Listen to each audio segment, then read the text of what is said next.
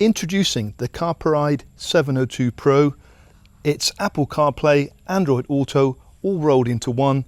Today we're going to fit this to the CRF300 Rally, a bike that traditionally has zero tech.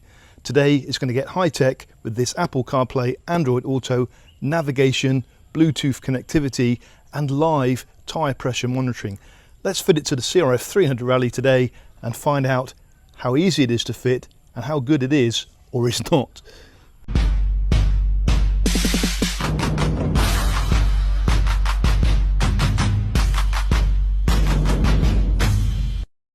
What it basically does, it mirrors your phone.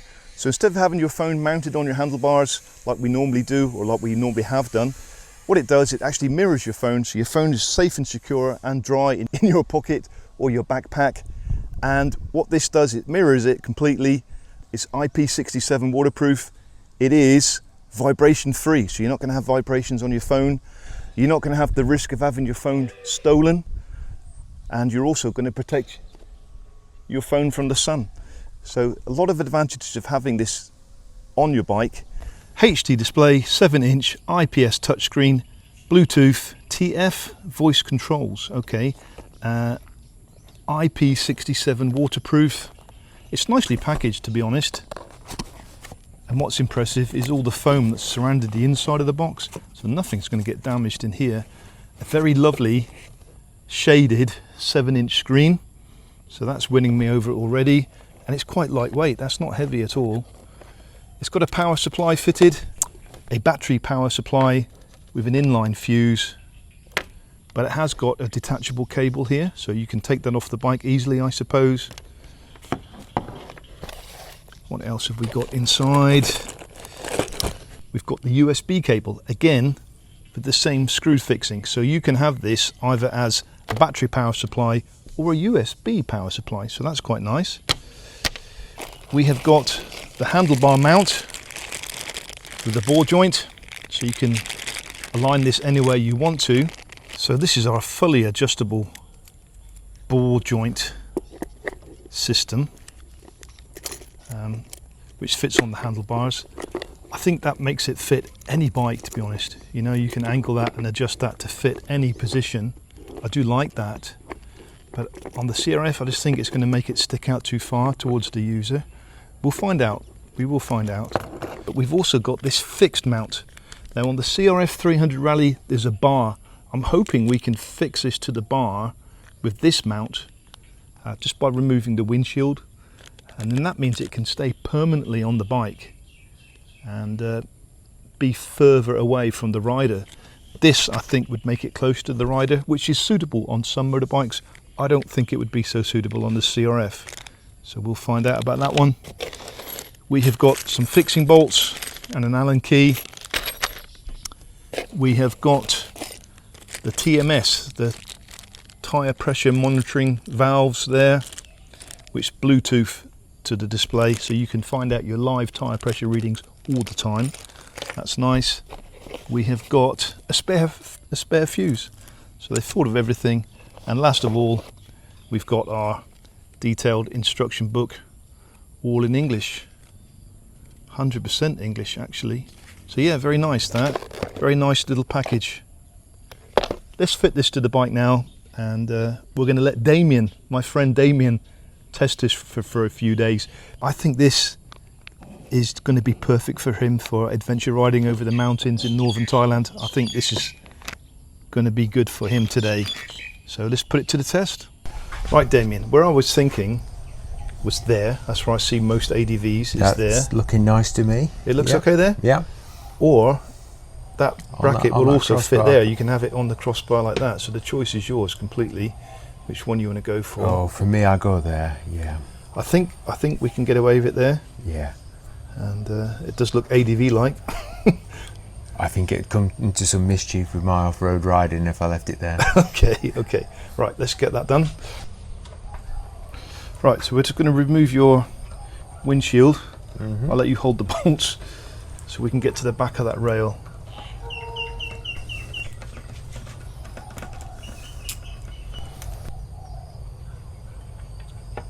There, that lift off. That that gives us access to the back of the rail.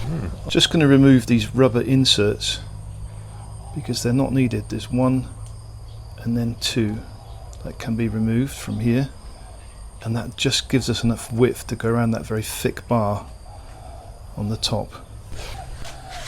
Just going to put some insulation tape around your bar, stop it from scratching, because the rubbers are not going to be used.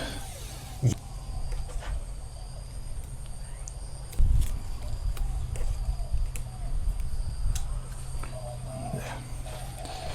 Screw comes out and the ball joint just pulls off, and I take it and that will screw onto there like so. Yes, because it's got that shape. Oh yeah, that is clever. It's got that key shape in here and on there. So yeah, that is quite nice. Okay, so you can have it higher or lower. You can adjust the height as well. Yep, two spots. Cool. Okay, so they do supply 4 long hex bolts and 4 short ones. I've got a feeling we're going to have to go for the long ones to get over that thick bar today. There we go. The screw is connected to the unit itself.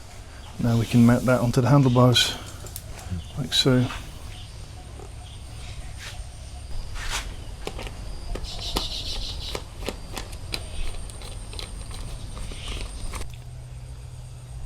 So there's the unit fixed.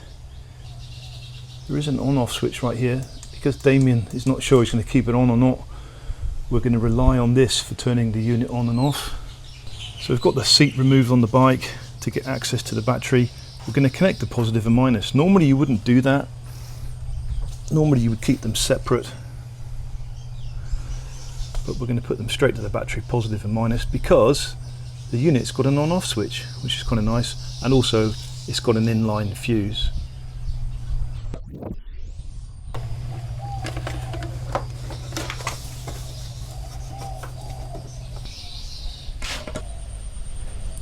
Just turn it on.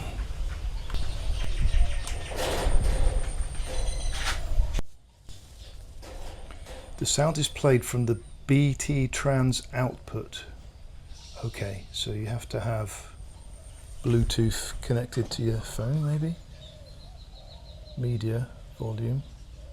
But this Gala GPS is quite interesting, because like you say, it's a bit more detailed than Google Maps in the fact that you've got the trails loaded up as well. And the contours as well. Contours as well, yeah.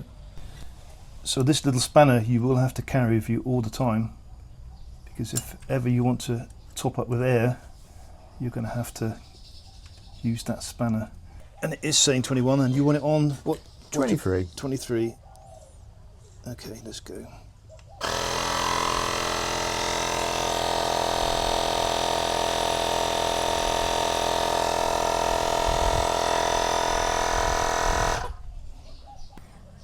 And there we go. Rear wheel 23.055. So it's pretty accurate then, isn't it? It seems very accurate, yeah. So there we go. It's all fitted. It's all on. We can see it in the bright sunlight. Pretty clear.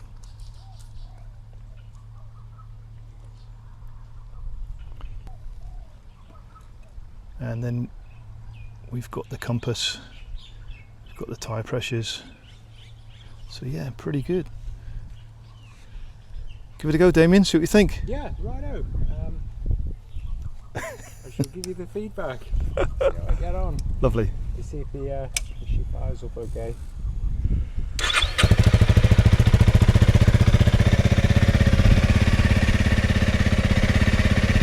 Right, good luck. Enjoy your trip. Send me some photos, some videos.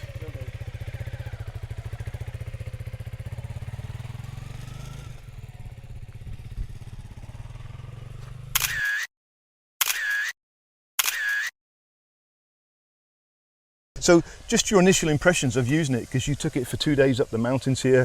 For me, the mapping function is probably the most important. Yeah. So you've got a screen that's what, double, maybe 2.5 times 7-inch the size screen, of your typical smartphone. The points you just raised about your smartphone being protected in a pocket or a bag, away from the vibrations and the elements, that's a definite bonus. The installation was surprisingly easy. Yeah, just one cable on this one. Yeah, and the mounting hardware was I used to work in the plastics industry, so I'm quite well versed on that. So I actually inspected the mouldings there, and I was surprised how good they were. They're good. Okay. Yeah. And how about vision? Because normally that would have been a screen that you could have seen through, and now you can't. Does it affect your vision when you're riding, or you wouldn't have normally looked through there anyway? Yeah, tiny bit. If you're doing on the road work, not at all. You're looking much further down the road. On technical rock sections and steep trails where you just need to pick your line, it might fractionally just get in the way. Okay. But you that's just a trade-off. You didn't break it this trip? No. Even if we mounted it there, do you think, I suppose what you're worried about is the handlebars turning and catching the tank? Yeah. I think on this particular bike, that wouldn't be the way to go. I think it's a good spot. It looks good. It works well. I didn't use all the functions. No. I only stuck to a couple. So we're going to do that now, because you're not getting full functionality with this because you haven't got helmet comms. That's right, yeah. So I'm going to lend you my helmet, if that's okay. If you don't mind wearing my helmet, it's quite new. Okay, yeah. And we'll go to the local coffee shop and talk a bit more about this. But just to let you hear the navigation prompts, hear music, maybe I'll even call you up and you can answer a phone call on the move and just see what you think of it. Sure, that'll be a new one for me. yeah, that's cool. Okay. Yeah. Deja vu, Damian. We're back to the same coffee shop that we were on the last video. I felt sorry for you because you said the CRF300 Rally does not have any tech. Now you have. Yeah, we've moved into the modern era. We're still going to get you a bit more modernised because you haven't got a power supply. That's right, yeah. You haven't got a USB power supply, and you haven't got helmet comms. Yeah. So we need to get you more into the modern era. We'll let you try that in a second, because that definitely enhances the experience as well. Things that you found useful. Right, so you've got the monitoring screen, which has got your tyre pressure monitors, your elevation data, and the compass. That's quite useful. The tyre pressure monitor is quite interesting to see the temperatures and pressures rise as you're riding on the road. So the theory checks out with the science. My favourite and most used one is the mapping software. Yes. So mostly on the road you'd use Google Maps or an equivalent. Apple got their mapping. Whereas for off-roading I use Gaia. And so I'm new to this app. You've introduced me to this app, Gaia, and it's a really, really good app. Tell me more about it. So these are coming really from the mountain biking world, I think. Yes. So there's Rider GPS, Gaia, Komoot, and I think there's OS&M. There's quite a handful, and they all draw from the same OpenStreetMap data. And on the OpenStreetMap, you can select what layer you want. If you want highways, or you can go into the more topographical ones with contour lines, double track, single track, and even just footpaths. Not all apps will work with Apple CarPlay or Android Auto. They won't. So, for instance, YouTube will not work because they don't want you to watch YouTube while you're riding a motorbike, which makes sense. But some of the navigation ones that you download, they won't work on Apple CarPlay. Yeah, so I've got three. I've got Gaia, Rider GPS, and Komoot. And they all work? No, only Gaia at the moment. Only Gaia. So the other two were not discovered, let's say, by the unit. Yeah, so that's really a good positive thing for Gaia. It really is. Yeah. And I was amazed by it because it's like a 1 in 25,000 map scale. Yeah, really nice. Zoom right in and see footpaths and the trails and it's really and the data can be saved offline on your smartphone. So if you are out in the jungle or in the mountains in the desert, you're not dependent on a mobile signal tower. So you've always got that. You've always got the data on your phone. Yeah. As long as you've downloaded the data area that you're beforehand. Yeah, that's amazing. Really amazing. So tire pressures you like, the mapping system you like, things you haven't experienced yet. I'm going to lend you my helmet in a second. Is turn-by-turn navigation prompts in your ears. Yeah, that's quite handy. Telephones. Answering your telephone when your wife calls, where are you? I'm on top of a mountain.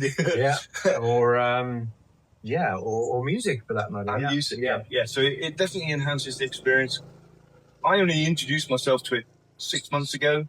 I've always been traditional rider, don't want any distractions. And these type of devices got me into it, and now I've got it. I just couldn't be without it. Well, it'll be interesting as me as a subject. I'm firmly in that camp of being I don't want any distractions. I just want to ride in the moment. Yeah. So will it win me over? We shall see. We shall see. So we've got the device, Bluetooth. I need to go to settings on my phone. Bluetooth. Carpuride, there it is, it's up. Let's connect to that. Put a code in or something, I can't remember that. Yeah. 549205, 549205. Pair. Allow. So what you should be able to do is to set something on your phone. Is to say I want to go here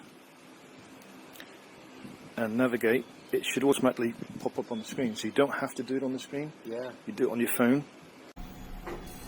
So you're listening to music, you can hear it? Yeah, I'm on some. And you're on the map, so hopefully the sat-nav prompts will come over the music, is what I'm hoping. Yeah.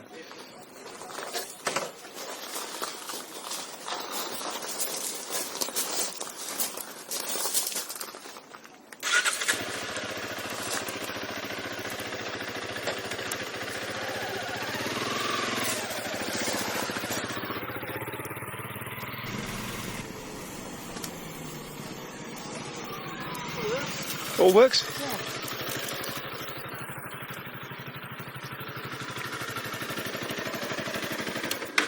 So music and navigation prompts at the same time? Yeah.